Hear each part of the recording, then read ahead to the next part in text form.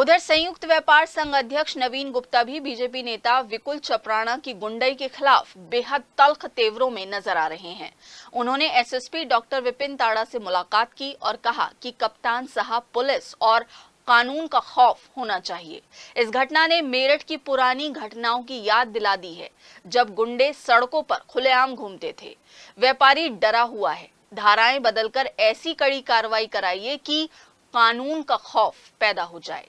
संयुक्त व्यापार संघ अध्यक्ष नवीन गुप्ता ने चेतावनी दी है कि यदि व्यापारी सत्यम रस्तोगी को इंसाफ नहीं मिला तो फिर बाजार बंद कर चाबियां सौंप दी जाएंगी। व्यापारियों के मान सम्मान की लड़ाई है और वो लंबी लड़ाई लड़ने के लिए तैयार हैं।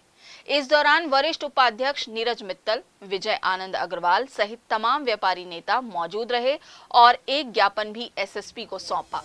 2 दिन पहले सत्यम रस्तोगी नाम के व्यापारी को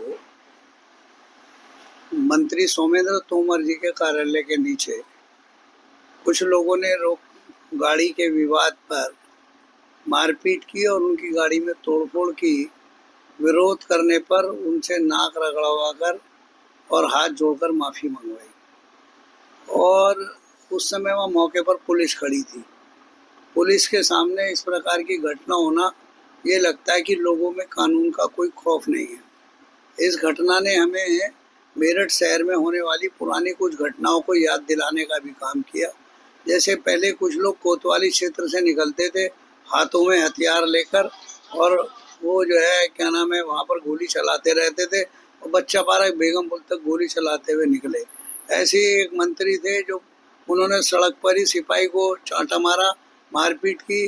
उनकी बेटी मेरठ पब्लिक स्कूल कॉलेज में जाकर हंटर ले जाकर मारती है। उनके बेटे और उनके गुर्गे सड़कों पर गुंडागर्दी करते हैं। उन सब घटनाओं को इस घटना ने हमें याद दिलाने का काम किया है।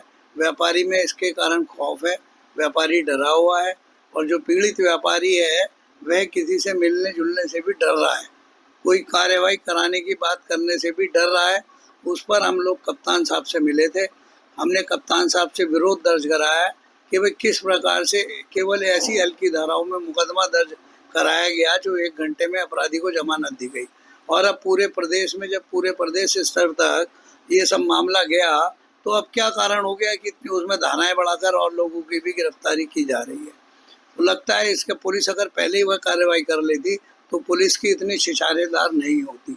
पुलिस को अपना काम करना चाहिए, कानून का खौफ रहे ऐसे काम करने चाहिए।